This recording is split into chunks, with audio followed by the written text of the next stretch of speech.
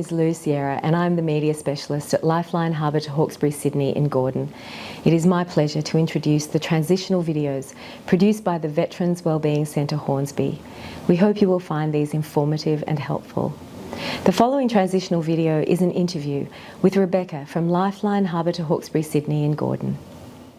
Hi Rebecca, I'm George Main from the Veterans Wellbeing Centre at Hornsby. Can you introduce yourself and tell me a little bit about Lifeline and what services you have, please? Sure, George. My name's Rebecca. I'm one of the counsellors for our centre at Lifeline. We offer a whole suite of services. We have our 13 11 14 number, 24 hours a day for crisis support. We also offer psychological services, one-on-one, personal counselling services, financial services, relationship counselling, and a pro bono lawyer. A part of our psychological services is group therapy, so we offer several groups. We have a suicide bereavement support group for people who have lost somebody that they care about to suicide. We've got the Eclipse group, which is for people who have survived a suicide attempt. We have the Managing Your Mood group, which is to help people learn distress tolerance skills and emotional regulation to manage the ups and downs.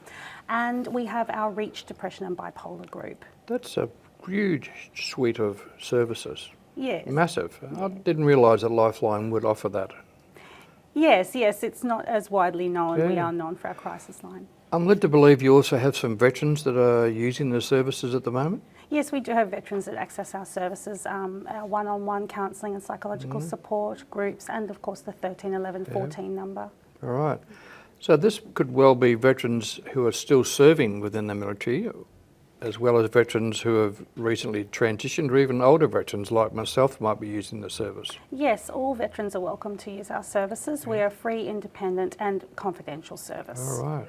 Rebecca, what would be the signs that you'd be looking for somebody who might need help, or the family might be looking for? There's often some obvious signs that you can see: excessive drug and alcohol use, or they might be angry outbursts.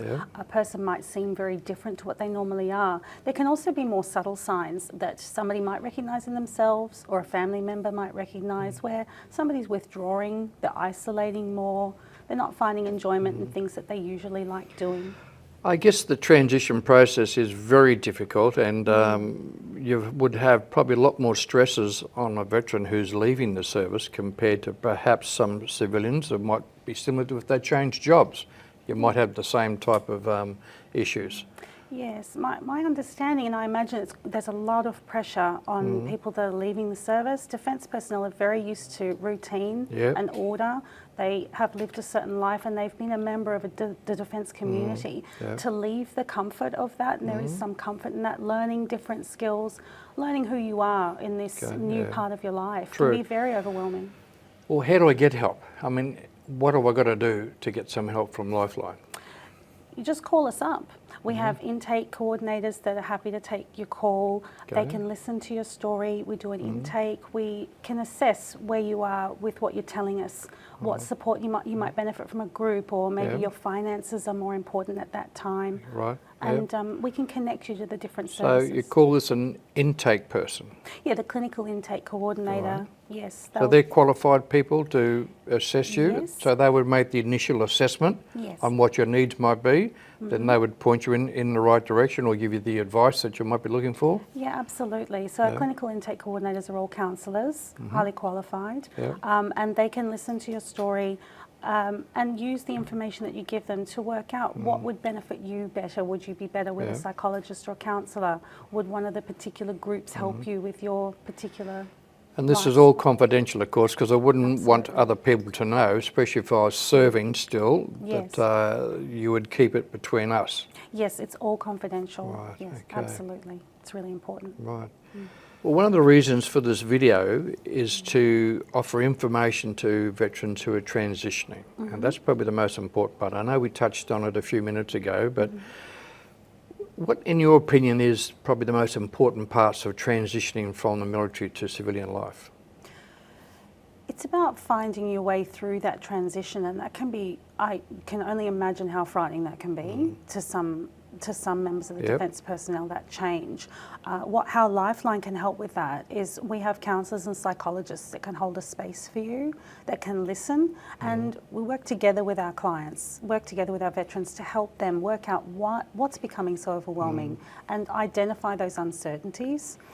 Because I think you've got to make the veterans realise that they're not on their own and that there is somebody here to help.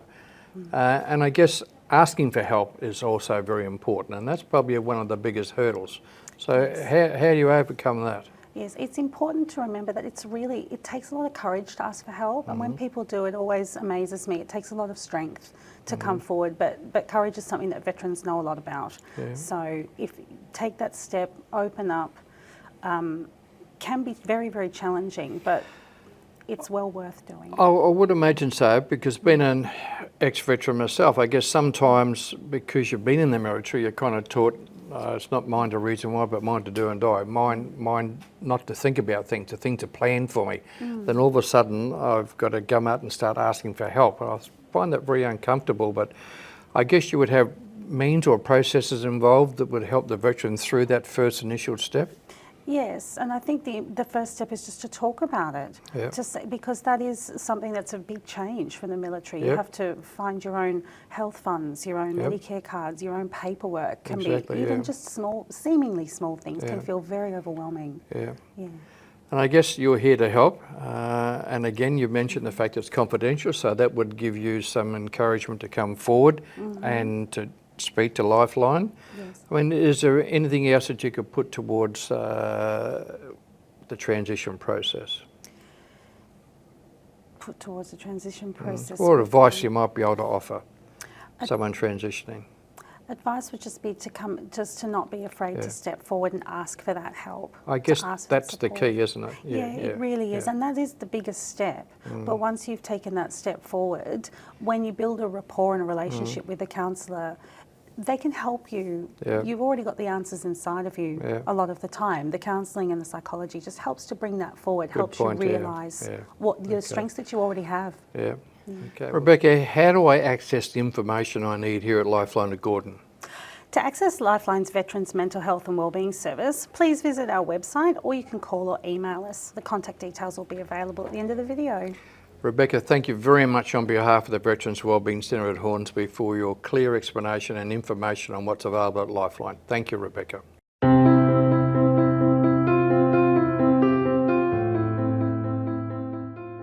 I was in my 40s, my career was going well, we didn't have any kids, and I started thinking about doing something in the community.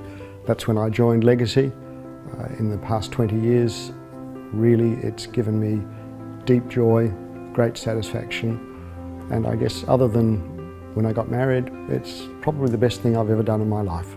I became a legatee because my mum lost her dad in the Second World War when she was only 10.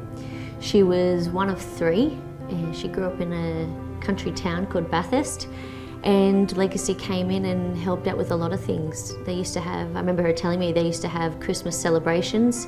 I think they even helped out with my auntie's braces when she had them. So later on, about a fair few years back now, our business started to get involved with Legacy, and I had the chairman from Bankstown Division come in and ask me if I wanted to get more involved, and I thought, why not? So yeah, I thought I'd give back to Legacy with what they helped out with my mum and her family. Legacy is a genuine family. We work together to support those who need our help. It's the little things, all the small ways we help support our widows and families. It's the little things, all the small ways we help support our widows and families.